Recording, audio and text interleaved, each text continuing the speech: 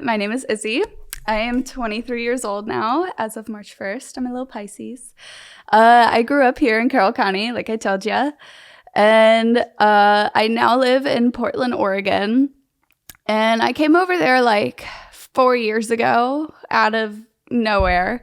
So basically, like there was no reason you moved. You just decided there. It was just like I was homeless and I was like wherever the wind takes me. Wow. Okay. Yeah. So it was pretty intense. So from the start, like growing up, I had a pretty normal life, like a good like middle class life, pretty set up, and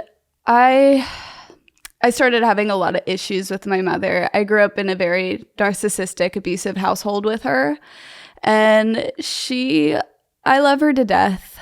She really tried her best, but a lot of stuff got to her and it got pretty abusive. And that's when we started to clash, especially like when I hit adolescence. Right.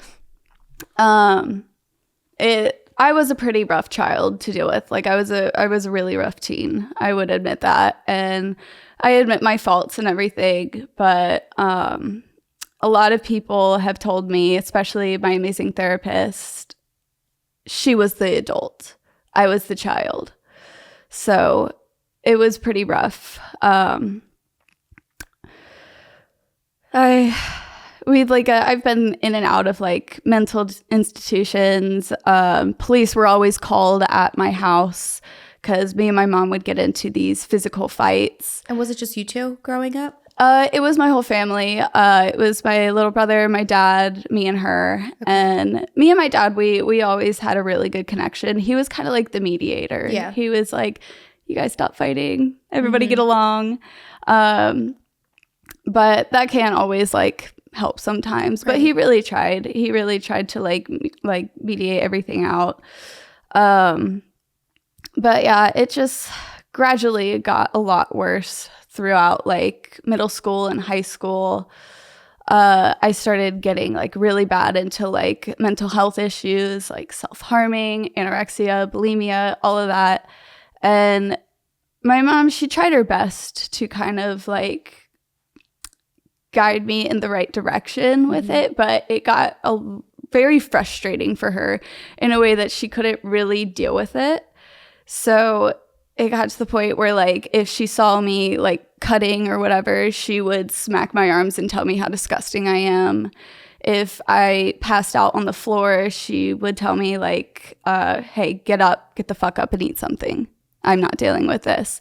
I hope that you have a daughter one day to experience this same bullshit, all of that.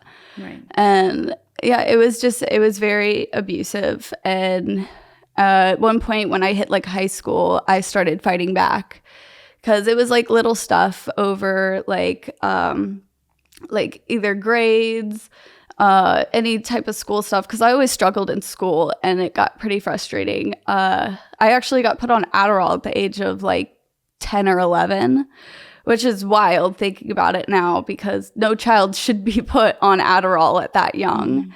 It did help me in school a little bit, but getting into that mixed with like a bunch of antidepressants. And another thing is my mom's a therapist, which is crazy. Wow. Yeah. But she's very clinical with it.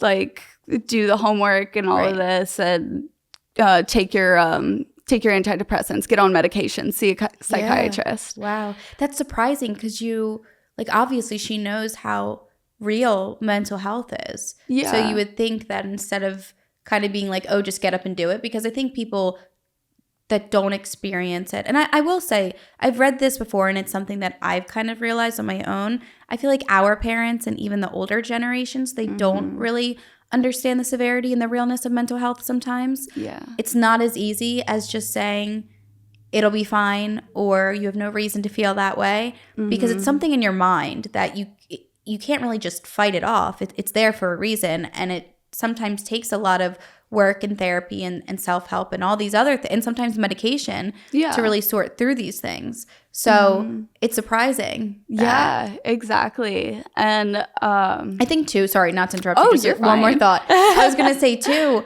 I think there's this mindset of because you had a fine upbringing and nothing bad happened to you, that there's no reason for you to feel this way. Exactly. And that's what I kind of got shunned on a lot from her, is like, there's nothing wrong with you. Nothing traumatic happened to you. It's just slowly developed. And part of it, like in middle school, it was like attention seeking. Like I wanted some attention and all of that. But like it started to gradually get worse, and it turned into like just me kind of closing off. But then I got really hypersexual. And I feel like how old are you? 26. 26. I feel like we both were like in that generation of like grooming on like Kik and all of that, those apps. So like during like my high school age, I got really hypersexual because I got all of this attention from men online. And it wasn't like, I wasn't directed correctly with it.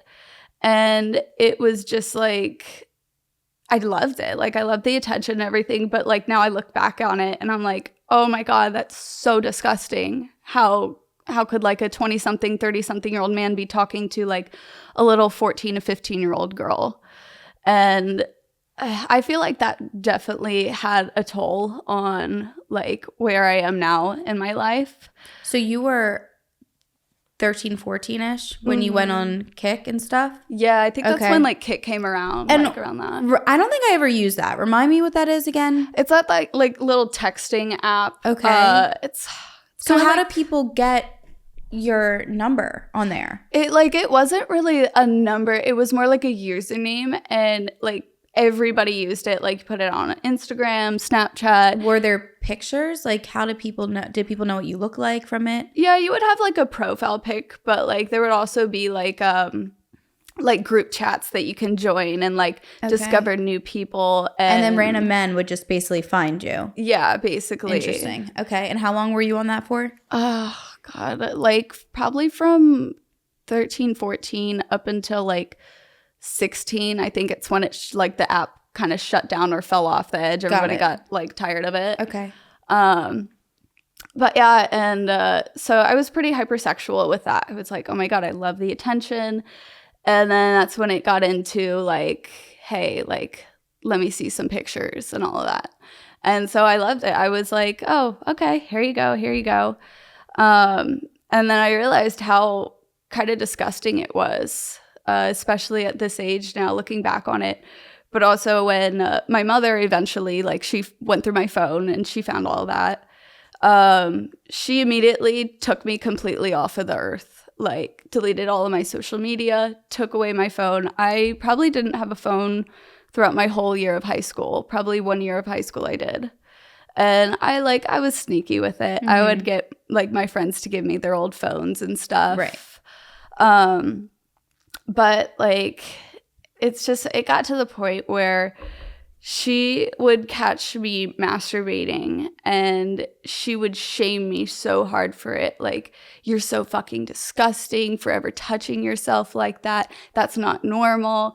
And it was like nothing like intense or anything. And it just got really abusive, and I would sneak out, and her kind of motive would be make her look as ugly as possible so nobody would want to hang around you. So she started, if she caught me doing stuff like rebelling against her, she would start cutting my hair. She would take a chunk out of my hair and cut the middle of it out. She would take away my makeup. I wasn't allowed to shave at all, so I was pretty hairy. I couldn't use any hair products, nothing. So it's like nobody should be around this girl at all, so she'll chill the fuck out. Wow. It was pretty intense. Yeah, that's something. I've never even, I would say I've never heard of somebody doing that, which I haven't, but in a way, it makes sense what you said. Like, it's like that was her way of punishing you and making you. Yeah, and like, I definitely understand the frustration, like, looking as a mother's perspective, like, what do you do with this rebellious child? And she just kind of took it the wrong way. No. Yeah, that's where like I would talk to my. Here's the thing. In this show, honestly, I'm still young, but this show has really made me think about having kids, like, and not want them. Only because it's so, not only is it so difficult, but I feel like children are so fragile. And anything you do is going to have an impact, both good and bad, and it's scary. Yeah. And I know you can't think that way, but that's the truth of it. But another thing, just who I am and what I've learned, and if I ever am a mother one day, the best thing you can do, even if it doesn't work, is support your child. Yeah. And even if it's not your child, support your friends, your family, whoever. Yeah. And it's in times like those that I think people are going to feel the safest. Yeah. And I feel like, and obviously this was just who your mom was as a person, but I feel like if you had a different approach Yeah. shown to you, like for example, when she caught you masturbating, if she was like, okay, like obviously that is startling for a mother, but then if you sit down and you talk about it and you're like, okay, well, this is what it is, and if these are ways that you're feeling, like, you know, let's figure out why. You're pretty young, but like, you know what I mean? Like, I just feel like we need to be, and I've said this so many times, but whether you're a parent or a friend or a relative, whatever it is, I just think that we need to be more gentle with each other, because it's so easy to make someone feel ashamed and wrong, when in reality these are all very normal things. Granted, like, you were young, and I'm sure, like I said, it was startling for a mom to walk into their daughter, just like it would be startling for a kid to know about a sexual thing that their parent is doing. It's not necessarily a comfortable thing or a conversation that anybody wants to have, but shaming someone is just, I mean, it's 100% abusive. Yeah. Even till this day, like sometimes like I'll be doing my thing and I'm like, oh my God, I feel icky. Right. Like I can hear like my mom's voice in the back of my head. It sticks with you. Yeah. And and you should, and the thing is too, is like, a lot of people don't really, I think it's a taboo subject, but touching yourself and masturbating, it is human nature. It is very normal. Yeah. And it's actually better to be comfortable with that and comfortable with your body parts than to feel disgusted by them, because that's how other issues build up, like insecurities and not knowing if something's wrong down there because you never look. And there's this could go into a whole other thing. But I'm so sorry that happened. I mean, that's horrible. Yeah, and yeah, it really is. It's I usually like would be bawling my eyes out while I'm saying this, but I have an amazing therapist right now. That's important. And she's helped me heal a lot of trauma. Yeah. Like I'm still healing, but like I'm able to like openly like talk about this because of her. And like we had a session yesterday and like we went over like everything that I'm going to say and everything. And that was the other thing when I moved over to Portland.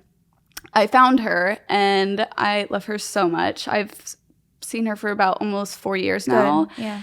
And she's taken this completely different approach with me, which is like more spiritual and holistic, like more hypnotherapy. And I love that too. It's so good. It's great. It's so beneficial. And it feels like a very, I think, safe place rather than like it does. transactional. Like tell you my stuff, you tell me what to do. Like, you know what I mean? It's more like just a safe place that you can just talk and get it out. Exactly. And like she helps me like really face it on too. Like when she puts me into hypno and like working with like EDMR and all of that, like I face this shit head on and I will be bawling with my eyes closed. And then she brings me back and she's like, you're safe. You faced it.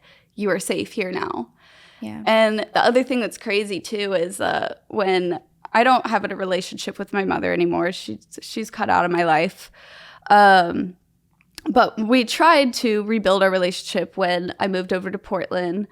And it went okay for a week until she gave me this whole list of stuff that I needed to do in order to rebuild the relationship. And at first I was like, oh my God, yes, I know what I can do. And I looked through it and slowly I was like, oh.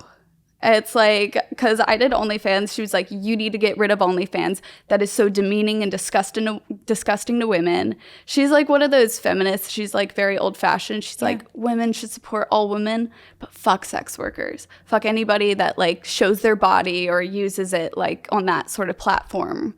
And that was very confusing for me too, because a lot of women are happy like with doing it and like they make a good living too. Here's the thing. And they're comfortable. We go through so many different phases in life, okay? When our parents are young, OnlyFans wasn't around. So And sorry, but like, I'm sure they weren't being the classiest. Yeah. You know, there's a lot of parents that probably had a lot of sex and, you know, did a lot of shit and did whatever they wanted. And that was their rebellious party phase back in whatever 60s, 70s, 80s, 90s, whatever the fuck. Okay. Yeah. So that was that. Now we're living in a time where you can make money and post your body online and not have to have sex. Yeah. But that's wrong because the world can see it. It doesn't make sense to me. And I'm not saying either thing is right or wrong, whatever. I do OnlyFans. I get it. I can see it from a different perspective. And I've gone through phases where when I started it, I've always been somebody that was like, oh, flash my boobs before I even had tits. I didn't care. I've always been comfortable with doing that. I would post more provocative pictures online. Decided to start an OnlyFans. Granted, they've gotten a little more provocative, whatever. But I make a living from it. And I wouldn't be able to have this show and help people if I didn't. So people can think whatever they want, and that's fine. But everybody has their choice. And I feel like as I've gotten older, now, yeah, I do view it in a little bit of a different way than when I started. I do feel kind of gross when I take certain pictures. And I want to save myself for like just one person. But part of life is going through these different phases of like wanting to do that and then on your own maturing and growing out of it. But like neither side of it is wrong. You know, like I would never look back and say I regret it because I have what I have because of it. And it drives me nuts that people are so like, you know, like, because what really is the difference between somebody posting their body online and making a living off of it, but then somebody that works a 9 to 5 but is a raging alcoholic and goes out Thursday through Sunday and kills their fucking liver and body. Exactly. It doesn't make any sense. And I guess that's just that generation. You've got me heated over here. I know. What gets me the most too is like some men too, and it's mostly like older men too. They're like, oh, you're not going to look like this in like 30 years and be able to make this money. I'm like, no, I'll probably be doing something else. Right. But if I do, hell, I'm doing it. Because I know a lot of porn stars that are like in their 50s and they're still thriving. Whatever floats people's boat. Exactly. You know? Like, and I think that the people that care so much and have an opinion, I don't understand that, because if you were genuinely happy in your life and focused on yourself, I don't think you'd really give a shit what somebody else was doing. No, exactly. Let them. Doesn't affect your life. Doesn't pay your bills. You know what I mean? Who cares? Anyway, I'm so sorry for interrupting. Oh, no, you're fine. I had to pitch in. No, and like going along with that too, like especially growing up out here, just like personally, I feel like a lot of people are so close-minded. Like I grew up in like that sort of neighborhood. It's like, keep your shit to yourself. Nobody should know your business. It's like when I came out as like bisexual when I was like younger, my mom was like, okay, I support it, but like nobody needs to know this. That's not something anybody needs to know. I'm like, then how do I like find a girlfriend? Right. And it's like that Facebook mom group that's like, you can't have like these Facebook moms going on and rambling about your bullshit or whatever. And it's like, who the hell cares? Yeah. Let them talk. They have nothing better to do. Right.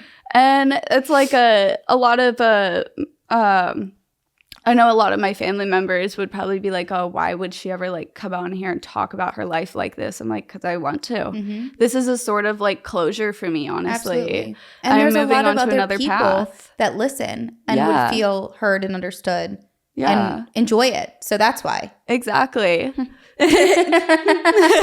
Okay, so you read this list. Yeah, and the other one too that was the funniest is I was with my therapist for like a year by that point or whatever, and part of that list was like, you need to see a therapist that I want you to see. I don't like this therapist. And I'm like, I love her. Yeah. She's working me amazing. If she helps you, that should be all that matters. I know, exactly. And then like getting on medications again, and like I hated being on medications. That was just not something for me. Even like my Grammy, she was like, I saw you transition into like a totally different person. You were just more of a zombie. You're like numb. Yeah, very numb, like emotionless too. And like that was the other thing my mom said. She was like, you just are showing no emotions when you do this reckless shit. Like, and I'm like, yeah, I'm numb to the fucking core. I'm on like 4 different types of antidepressants and Adderall and birth control. Like I'm a walking zombie. So like getting off of all of that, it's been amazing because I'm actually able to feel stuff. But yeah, anyway, so about like, I want to say 19 or 18 actually. Let's start there. I tried going to college and I was like, yes, finally like get to have my own like independence, peace. And I turned into that college kid that immediately ran off and was like, I have all this freedom. I don't know what to do with it. So I like college didn't work out for me. It was actually at Salisbury University. Okay. It didn't work out for me after 3 months. So then I went back home and I got a job for a little bit. And my mom was like, the worst thing I really ever did was like smoke weed. Like I really didn't do anything harsh or anything else. I just smoked weed. She was so against that. So she caught me smoking weed when I like came back or whatever, and we ended up just getting into this huge fight, which was like kind of normal for us, but this fight was different. This was like, I'm not putting up with this anymore, and I'm not going to be trapped in this house anymore, because I was like kind of like her whole thing, like if I keep you in this house and I constantly have my eyes on you and I know what you're doing, like nothing is bad is ever going to happen. Like you're going to be secure. That was totally not the thing at all. So I was really done with it. And at the time I had a girlfriend and I like texted her on like this iPad that I had like secretly. And I was like, call the cops now. And the cops knew like who we were because they always were at our house. Because we would get in like some pretty bloody fights. We would put scratches and bruises and draw blood on each other. It was pretty bad, but it was mostly because I was fed up with her putting hands on me, and I finally started like punching back. And so anyway, my girlfriend at the time, she called the cops. The cops arrived because my mom was like, you could either stay here and have everything taken away from you again, even though I was 18, or you can leave with nothing. And I was like, I want to leave, but I need my stuff. I need stuff that I've actually paid for and like stuff to kind of survive. And she was like, no way, not happening. And so that's when the cops came, and the cops were like, okay, pack her a bag. We'll get her out of here. So that's what they did. She packed me a bag, and they took me to my girlfriend's house at the time. And it was just a really weird situation. Mm-hmm. She was going through a lot. She was trans, and she was on a lot of hormones, and her parents were not really acceptable of it. So they didn't really like me being around there either. So I was basically homeless. She snuck me in here and there a few nights just so I could sleep. But other than that, for a while, I slept in a Denny's. I slept in a kids' playground, anywhere that I really could. And you were 18? Yeah, I was about 18 at that time. And what else? What was I going to say? So, and then I started I wanted a bed to sleep at night. So I started hitting people up on Tinder randomly. Ugly, fat, I don't give a fuck. I would literally just sleep with somebody just to have a bed to sleep at night. And that was a really rough one to go back on, because it does feel shameful to say that, but I needed to do what I had to do. Especially because then at that point I moved over to Baltimore, in the city, and it was pretty dangerous, obviously young female in Baltimore at night. Mm-hmm. So I would just sleep out wherever I could. And were any of these long term, or it was just very short term? Usually let me sleep in the bed for a few hours or a night, and then it was hit the road. And so I bounced all over. I just kind of did what I could. And eventually I found this website. It was called sexyjobs.com. It was an Indeed, but for sex work. And I was like, okay, I'm into sex work. I've always kind of wanted to do it and everything. So I just posted an ad or something for random people to reach out to me. And this guy hit me up, and I thought it was for a porn shoot. I thought it was to kind of get me into porn and everything. And he Ubered me to his place, and it was a hotel. And when I got there, things just felt really off. But I just went through with it. I was like, okay, do what I got to do. And I remember at one point we went out to smoke some weed, and I was like, oh, thank you. I needed a joint, whatever. And I started telling him at like such a long week or a long month I had. And he's like, nah, I don't want to hear about it. I don't give a fuck about that. I'm like, oh, okay, no problem. So we get up to the hotel room, and there's another man in there. I didn't know that there was going to be two men. And there's a camera sitting in front of the bed. And all I remember is they just said, we need to test you out before you start. And they did. They went multiple rounds with me, came inside me, everything. And it was all filmed. And I just remember them just like putting me in this hotel room. And they're like, there's other girls here too, but you can't see them yet. And I'm like, okay, weird. And I remember in the middle of the night, I was sleeping, and they tried to have sex with me again. And that's when I kind of pushed them off, and they're like, ugh, we don't want to deal with a fighter this time. So they just kind of left me alone. And in the morning, they went to go get me food or something. And I remember calling my friend. It was like the closest person that I could find nearby. And I was like, please get me out of here.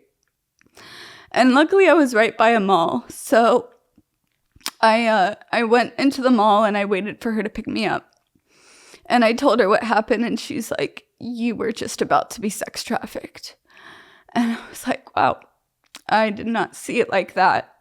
But now I see it. I'm like, wow, I really was about to be sex trafficked. And it sucks because like after I finally got to her, they started blackmailing me. They started sending me messages, threatening messages and everything. And I was like, I think I just turned my phone off, or I got a new phone at that point. But so did they ever tell you what it was for, or like they just messaged you on that website? I guess I never like asked specifically. Did they pay you? No. They said that I was going to get paid, but never did. I thought it was for porn, but I guess I never like clarified with them. Yeah. So then like, yeah, kind of adding all of the details together and like looking over it, I was like, I couldn't see the other girls in the room. Right. I heard them, but we weren't allowed to be around each other. Mm-hmm.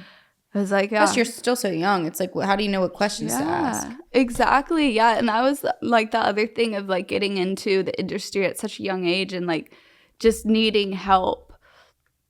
You get taken advantage of very easily by these men, because men love to prey on young amateur girls wanting to be in the sex work industry. And that's what I experienced a lot getting into it, which sucks. Did you have any contact with your parents at this point, or you were just like on your own? It was kind of done by then. They were just kind of done. I was done, and I was just trying to find my way, basically, trying to get myself off of the street.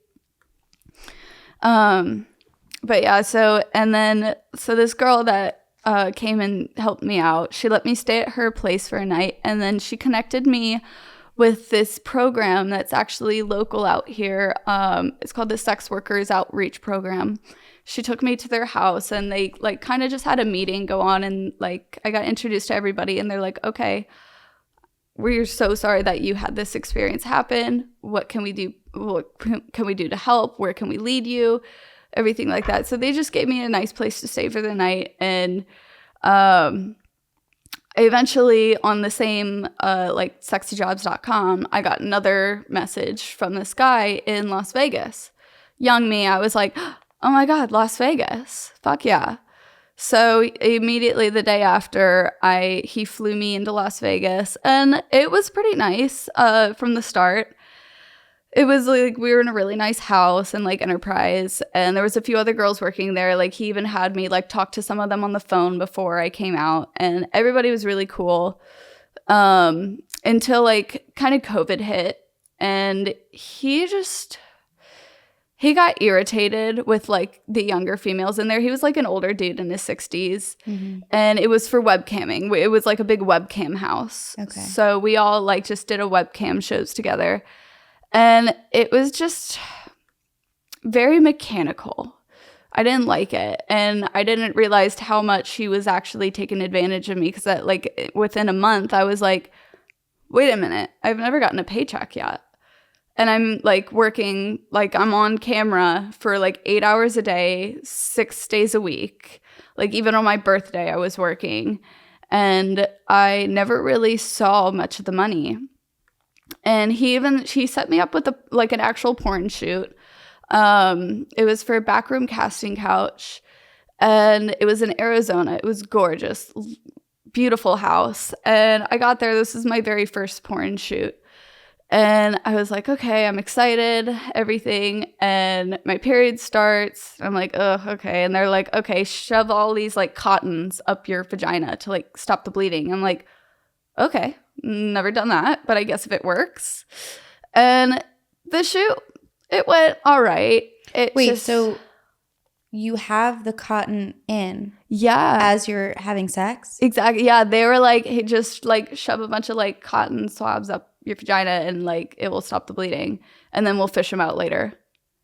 Yeah. Yeah. Were you going into these porn shoots, were you ever like nervous, or were you? Oh yeah. Okay. All the time I was. I didn't know what to expect, and right. I didn't know how it worked at all. Like I've seen porn, of course, but like once you're in it, you're like, yeah, okay. So that was your first one. Mm-hmm. And it was at a house in Arizona. Yeah, it was a gorgeous house. It was beautiful. It was right on the hills. And then do they just like bring you in, and then they kind of set you up with whoever? And do they give you like a skit, or how does it work? So like the guy that I was living with in Vegas, he set it up because he knew these guys. Okay. And yeah, they just basically bought me like a day trip, like fly there, do the shoot, fly back kind of thing. Picked me up. They did makeup. They took me to Macy's to get my makeup done. And I'm like, I'm not like a big like makeup like flashy at that time. Like now I do my wings and my eyelashes and everything. But at the time I decided like I was a lot bigger, and just caked on makeup just did not look good. So I just did not like the look at all, but I just went through with it. I'm like, I guess this is what girls do. And they kind of like gave me a rundown of like, oh, like you're just like a girl next door coming in. And so we do that, and then he starts it off by like, he had a male model. So there was a director, and then there was a male model working with me. And they started off just like with solo. And then my first red flag was they started asking me questions about like my sex life when I was under 18. And the one thing that I was taught was never talk about your sex life in sex work when you're a minor, like your minor sex life. And I was like, oh, I'm not going to do that. And he's like, okay, fine, I'll cut it out. And then like we do the shoot, and it's just, like I said, it's just very mechanical. It's like I have to do these positions, but always look at the camera, and like always look at the camera this way, look at that way. It's just like it was very fake. And I was like, man, porn is really fucking fake usually. So, and then afterwards, the other thing that they didn't tell me is it was a cream pie shoot. I didn't know that until the dude came inside me. And they also heavily pushed anal on me when I said no. I was like, no, not happening. And they kept on pushing and pushing it. And then the dude came inside me, and I was like, after the camera cut, I was like, I'm not on birth control. Like, what? Like, I didn't know this was gonna happen. Like, what was that? And they're like, don't worry about it. He like opens up his drawer from his desk and like throws me a Plan B. And I'm like, okay, cool. Wow. So yeah, that. And then I found out a week later that the director, he doesn't do shoots anymore himself. He doesn't act as a male model anymore, because he started giving fake tests to women. So he ended up in like some lawsuits with giving girls like a HIV or AIDS or something, like something extreme. Jesus. Yeah. So I was like, dude, you had me shoot with these guys knowing this, when I was talking to my boss at the time. And he was like, nah, don't worry about it. Nah, just leave it alone. I'm like, okay. And then that's when COVID hit. So I was like 19 at the time now. And I didn't mind living in Vegas, but all the other girls kind of slowly like faded out of the house. They kind of moved on to their own thing, or he kicked them out. And he started getting irritated with me just because I wouldn't have sex with him. And so one day he pulls me into the room and he's like, so the campsite shut down your page because you weren't making enough. And I was like, what? That doesn't happen. He's like, oh yeah, it does. So you need to pack your stuff and leave. I'm like, okay. And that was like kind of the first time where I was like, I just got settled in, even though I wasn't used to like being settled into a place for a long period of time. But like I actually felt like I was going to settle in here. So I packed my stuff. And luckily at that time, I found this amazing friend. And he actually traveled from New Jersey, and his like little like Volkswagen Golf. Just living out of his car, and I told him what happened, and he immediately came and picked me up. And this was like kind of like the fun time of like me being homeless, where I didn't see it as being negative, because I had 2 bags with me, put them in his trunk, and we just camped out in Las Vegas and the Red Rock Canyons for basically like the whole month.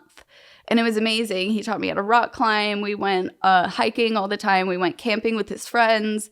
Like, it was a really nice experience. Even though, like, we were homeless, it was kind of that, like, we have all of this open nature. I was going to say it was more like the nature vibes. Like, it feels more like a choice, because people do live like that. Yeah. So it's like, It's like it was like one of those times we, like, really didn't have to worry about money. And we all kind of, like, contributed to each other. But then eventually we kind of were like, okay, yeah, we kind of got to find a job at this point. Yeah. So we drove over to LA because he got a job working on a weed farm. And we get over to LA, and I find like this other gig. This guy is like, hey, come do this. And this was when I got introduced to escorting. And I was like, interesting, never heard of it. And we get to, I meet him at the hotel. My friend drops me off. I'm like, thank you so much, sayonara, keep in touch. And we still do to this day. But anyway, I get to this hotel with him, and immediately I notice something, again, is off. And he has me like go get a prepaid card to pay for a room with this money or whatever. And we get into this room, and he has like this like small little like Filipino girl that barely speaks English in there. And he's like, she's going to start working too, but you seem more experienced, so we're going to show her the rundown of it. And he's like, since we're working together now, you got to work with me and kind of like follow my lead, do what I say. And then he just pulls down his pants, and he's like, you got to show her like how this works. And he starts fucking me like in front of her. And I'm like, okay. And then while he's doing that, I see her pocket my phone. And I didn't say anything because I'm not like very confrontational. But eventually, like after that was done, I was like, okay, ick. I was like, hey, can you call my phone? And my phone rings right out of her bag. And I just get up and I leave. And I just leave that situation. And by that time, I had this girl that I was in contact with up in Portland. And I kind of told her what happened. And by this point, I'm just like worn out. I was like, I don't want to go through like these situations again. I'm so tired. I don't know what to do. Yeah. And well, plus because you're doing all these things and you're not. Yeah, I know exactly. Like eventually, like I actually like I threatened the guy in Las Vegas like legally because what the webcamming was legal and everything. I was like, hey, you never paid me. I can go to the cops unless you pay me. And he was like, okay, here's $300. I'm like, isn't being an escort, that's legal too though, right? It's decriminalized. Okay. To a certain extent, but they really don't give a shit. Is being an escort, is that when, what is, like exactly what it, because some people, they take you out to like, it can just be simple, right? Where like guys take you out to dinner and stuff and it's just like for company. Yeah, it's more like just a companionship. It's more of like a high class companionship. That's what I thought. Okay. Yeah, for these men. And so the guy in LA, that was just like, that was more pushing the lines of like prostitution. Okay. That was more icky.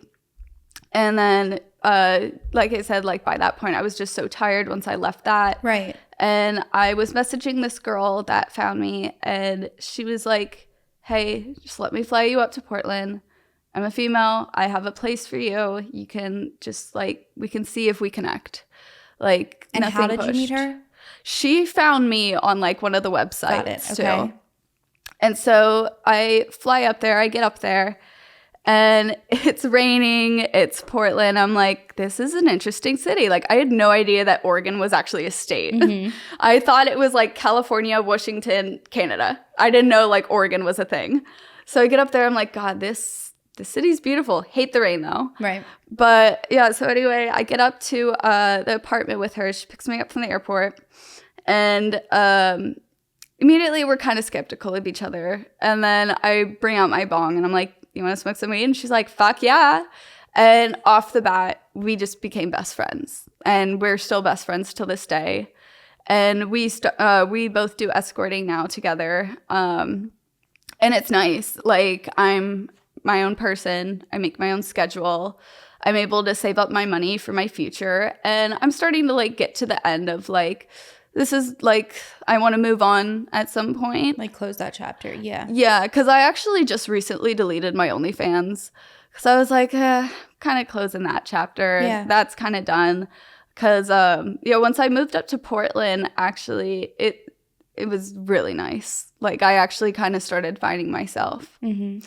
And I'm getting teary thinking about You're it. okay.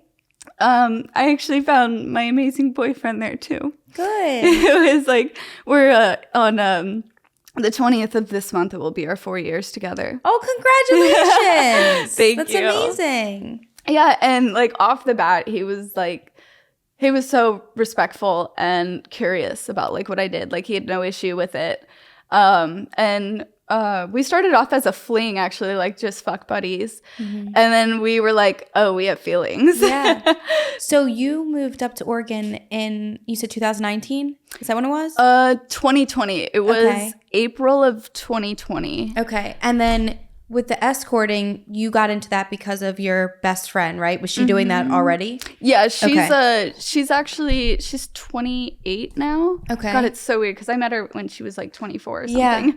Yeah. Wow. But yeah, so she had a lot more experience and she kind of guided me through everything. She taught me the ropes. Okay. And have you had a better experience with that, like being over there? Way better. Okay. Way better. And it's like any other job. You never know like who you're gonna like be with or anything. So is there like a website for it? Like, is there a certain site? Yeah, there's certain sites for it and everything. But they're based out of Europe.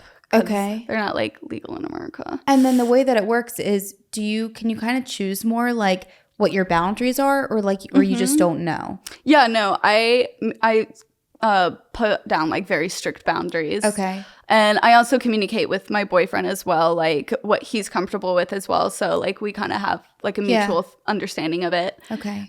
It's kind of funny too. He like plays the housewife at home. I love that. While I go to work. Mm-hmm. And but yeah, and also all these guys basically go through a screening as well. Okay. But even with the screening, there can still be some bad eggs. Yeah. So yeah, there's been like some negative experiences that I've had and my best friend has and a few other girls. But honestly, it's like any other job. It's like shit happens. It sucks. But that's the other thing that really sucks about this work is you kind of expect something to happen where you get assaulted. Mm-hmm. And it's hard. It's really extremely hard. I remember my first time being assaulted in it. I remember somebody trying to drug me. I actually caught him putting Molly in my drink, and I was like, not happening. And I just like kind of pretended to drink it. I've dealt with a lot of interesting stuff. Right. And so do these people, you said mainly it's just companionship? Like, is that how it works? Yeah. Are they like older guys? It's a mix, honestly. It's like, it's very wild. Like, I see either people my age, people as far as 80s sometimes. And then does the pay vary, like, depending on what they want? I go by like the hourly. Got it. So Okay. like I have a set wage for like you're paying for my time. Got it. But yeah, and there's been some interesting ones too, and like not all of these interactions are negative either. Yeah. Like I actually have more positive interactions than negative. Right. And I've actually made some pretty close friendships with these guys, like outside of work. Where like they're not creepy at all about it, and they actually respect what I do, and they know that I have a boyfriend, and they respect that as well. Yeah. But it's very interesting because I do have like some pretty funny stories with some guys. I had an older gentleman once a while back in Seattle that he couldn't hold his glands together, and he accidentally just shit himself. And he goes, "You're just so hot that I shit myself." I'm like, okay. Wait. So were you in like a hotel room? Yeah. And he shit himself? Like on the bed or what? Yeah, on the bed. What did you do? I was just like, "Do you need to go clean up?" And he looks down at it and he goes, "Oh, I thought that was you." I was like, "I have clothes on." What? Oh my God. Did it smell? Yes. Did you leave? No, I could. Did you clean it? No, I called the maids, and the maids they were so sweet because like all these usually I work out at like hotels, and like they're really nice hotels too. They're not like icky like little like motels. Yeah. They're actually pretty nice hotels, and a lot of them like kind of know like that I'm there to see people, and work. So they're pretty good with it too, because I actually have some of the security too. I've had to call security on a guy once, and because he wouldn't leave my room and he was trying to take all my money, and security showed up, got him out, and they were like, "Hey, here's my personal number, so you can contact me directly." And so I'm like here immediately. I can't believe someone shit themselves. Yeah. And I actually blocked him after that. I was like, "Hey," I continued the session afterwards and cleaned it up. Good for you. I know. And then afterwards, he actually stayed in the lobby for the next few days to try to like see if he could find me and like fit in a session again. And I was like, "Dude, no. Use the toilet. Yeah. I can't help you." Oh my God. Were there any other crazy ones? Oh God. There's been a lot of interesting ones. Off the top of my head, I'm trying to think. There's just been like I know there's been some crazy ones, but I can't think of right now. But there's definitely been like some interesting ones where I'm like, you shouldn't say stuff like that. Yeah. Like I've had the most common one I get is because I'm young. I've gotten a lot of guys that are like, "Oh, you remind me of my daughter." And I'm like, you need to not say that. Yeah, I was like, you need to not say that to me at all. Like I get pretty strict too with them. Like they think I'm like this small little girl, like this innocent little girl, but I'm off like I have this big voice. Like, and at one time, I feel like when you first started, like you were like when you like didn't want to say anything, and like that's probably what they expect. But now you have some years under your belt, so you're like, no, not flying by me now. Wow, that is fucking sick. And that's the thing too, is like, unfortunately, there are so many sick fucking people. Yeah, and you probably see a good amount of it. Yeah, no, I have this one, I really hope this guy found himself help.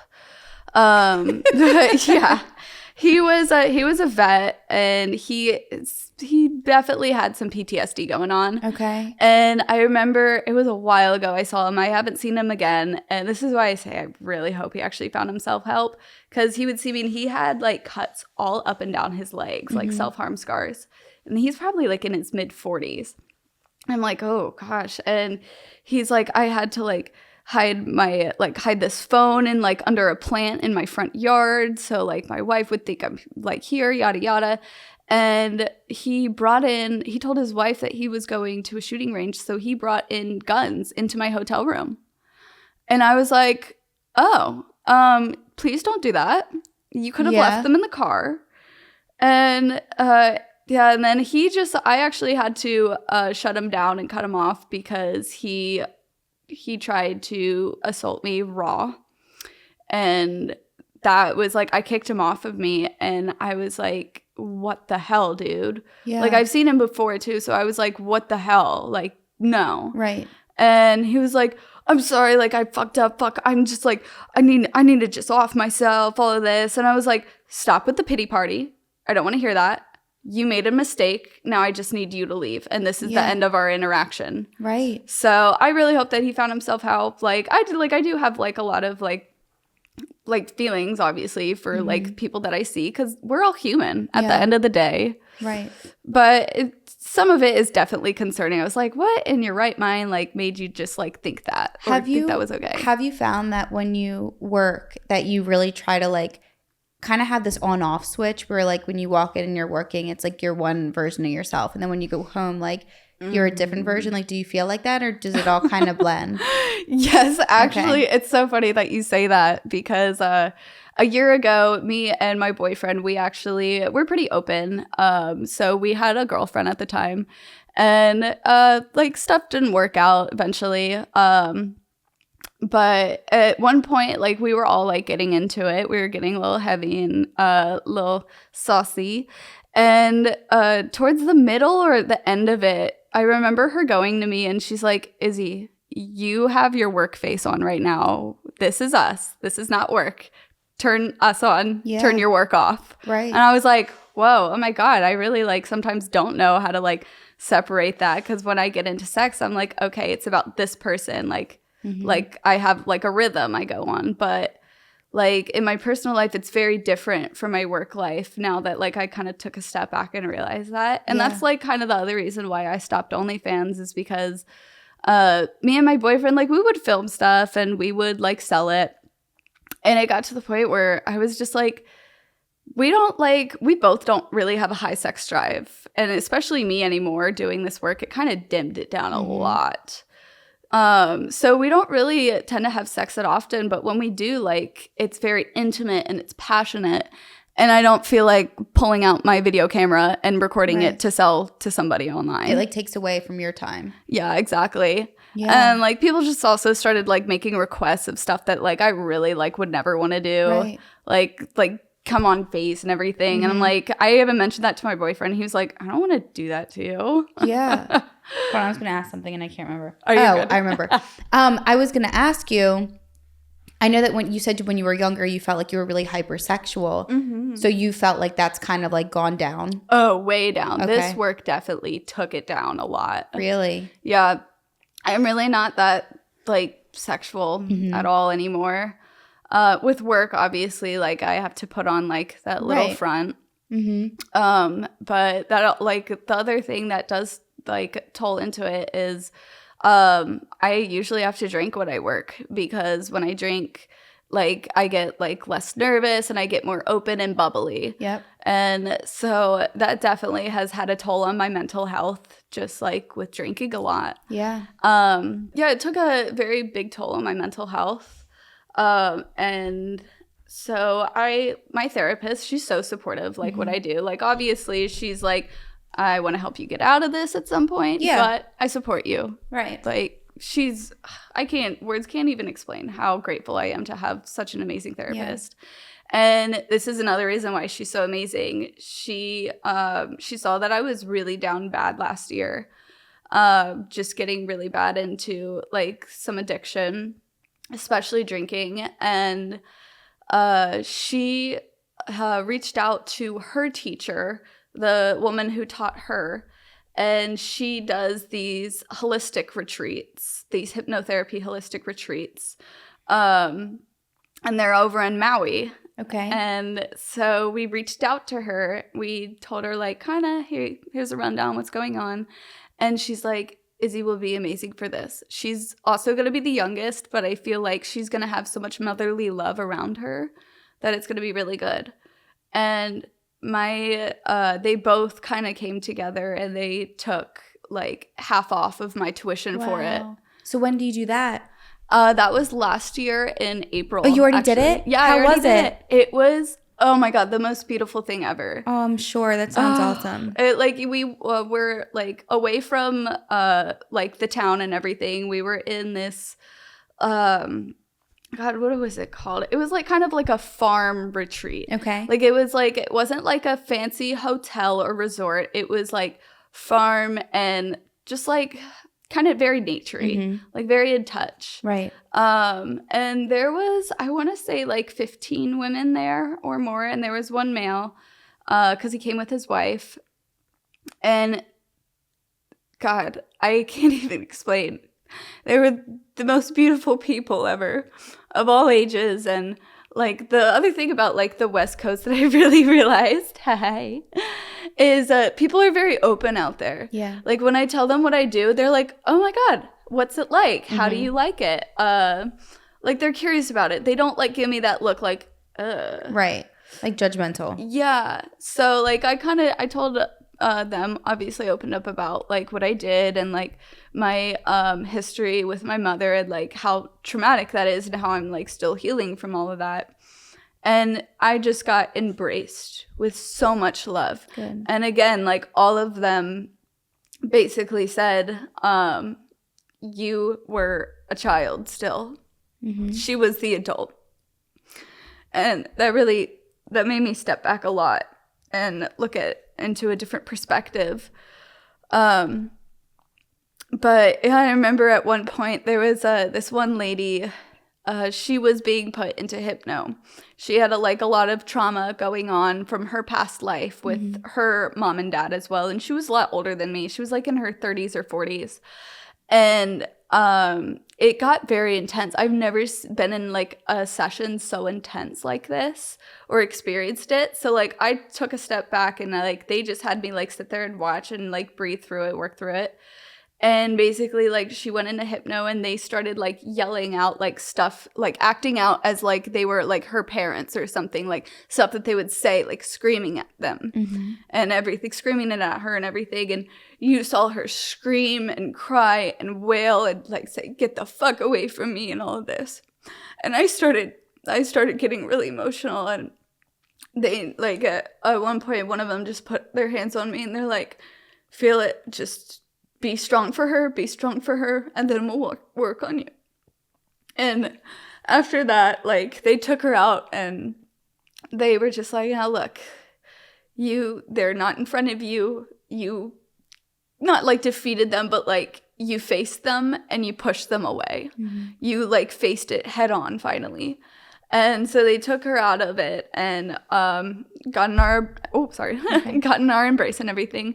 And then I was still very emotional because this was also the time, like, we were also, me and my boyfriend and our girlfriend at the time, we had kind of all decided to split, that it wasn't really good for us.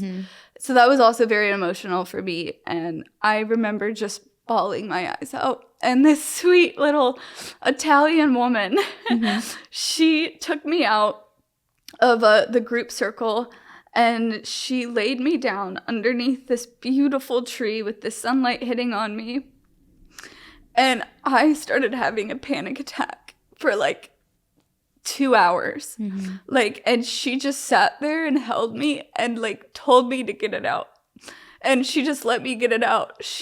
I was screaming, I was crying, I was begging for people to stop touching me, like men to stop touching me. Because I'm so done with men touching me sometimes. Like, just the feeling of it, I'm like, please get off of me. Also, just, like, going back to, like, my mother, I'm like, I wish I had a mother. Like, I wish she was here. But she wouldn't be able to provide that kind of motherly love that I needed. And that's where this sweet little Italian woman just came in and she just held me in her arms while I was sobbing and like panicking and screaming like I was grabbing the grass. And finally I like just calm down and I start breathing and she helps me. She's like, "Okay, look up at the trees, look at the sun. Look, it's just all breathing and flowing with you. Just breathe with it." And then at that moment I was like curled up in her lap and this little lizard just comes up and like spots right on my face. Wow. And she's like, "That's a little sign. You're so loved." Yeah. And so yeah, all the women in that retreat, especially Sean, she was the main teacher of it. And she's just, words can't explain how much she's really helped me through. Good. And it was just 1 week. Yeah. And it was such a powerful week. But yeah, I really needed that. I'm sure. And it helped me step back and like realize a lot, like how much I needed, Yeah. like what path I wanted to go on, and like how much healthier I needed to be and how good it felt actually. Because after that, like I came home and I was still kind of in a toxic household that I like wanted to get out of, because I was living in a townhouse with my boyfriend and a few of his friends, and like nobody was really paying rent. I was like the main provider. Yeah. And everybody was kind of doing stuff there. And I got home and I was like, I need to get out. Right. I need my own space. And I stayed sober for a very long time throughout all of that. I was like, I'm not doing anything. You guys can do it. I don't want to do it. I don't want any part of it. And that really helped me a lot. But then one of my friends at the time, he took it upon himself. He was in like a rehab or whatever for a little bit. And that was like kind of the fucked up thing. When we were trying to get him into rehab, they were like, you need to have a worse addiction. Like, get worse, and then you could come to us.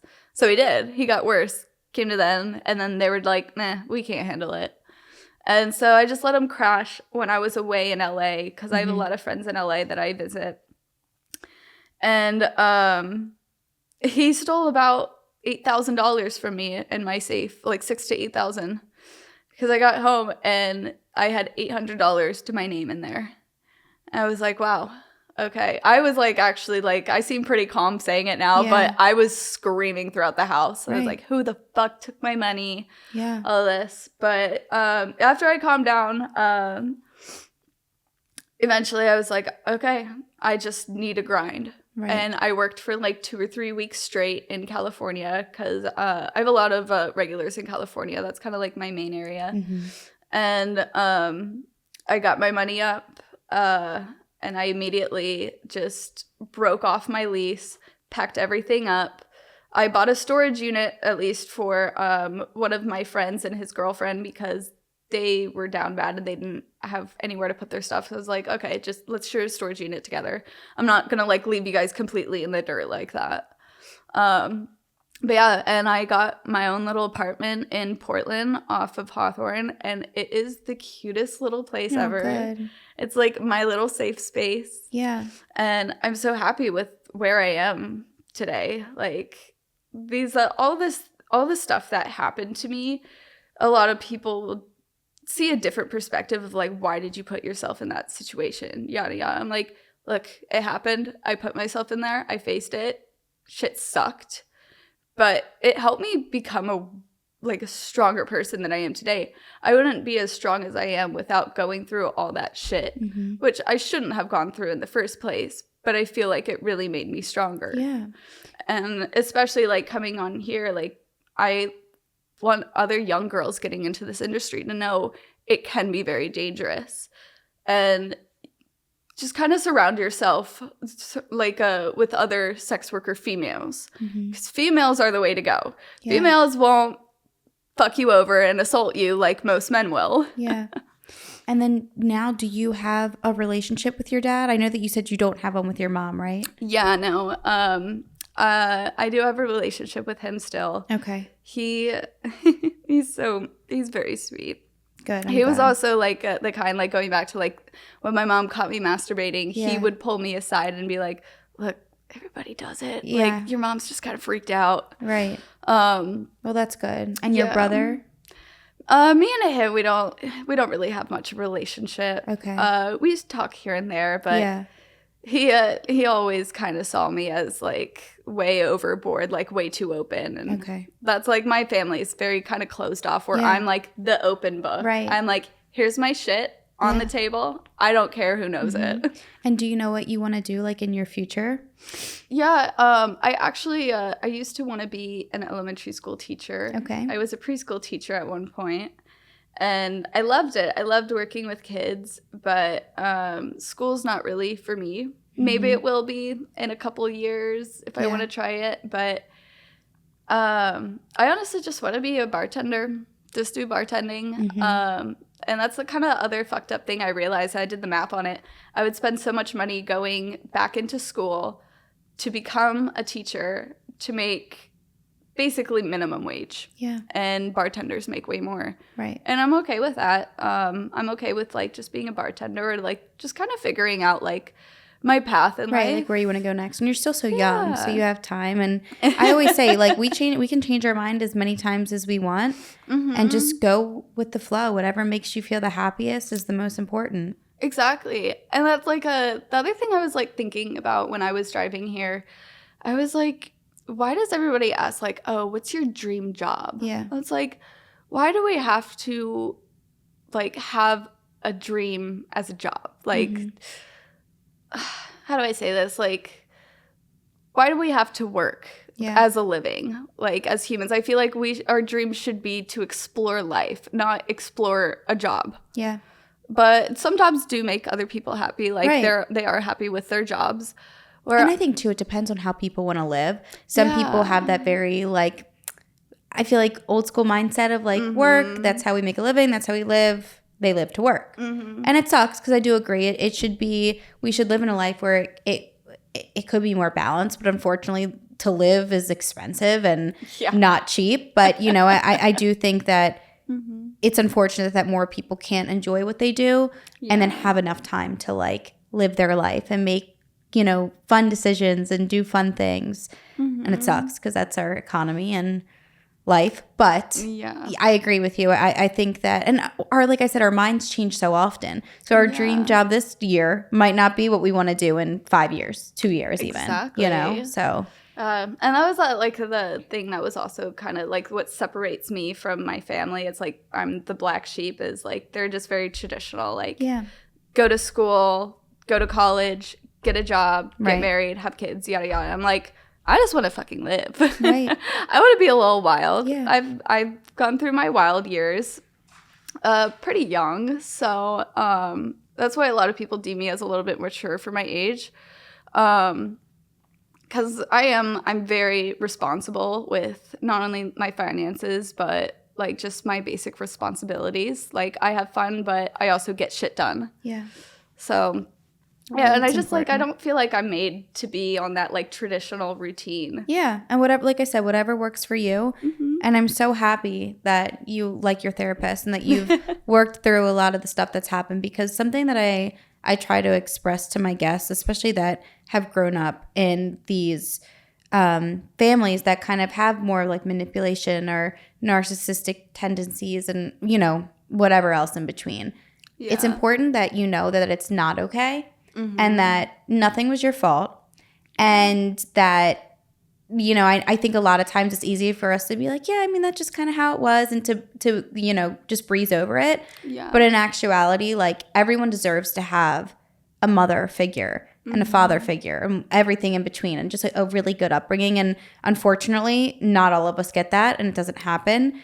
But sometimes that's just the card that we're dealt.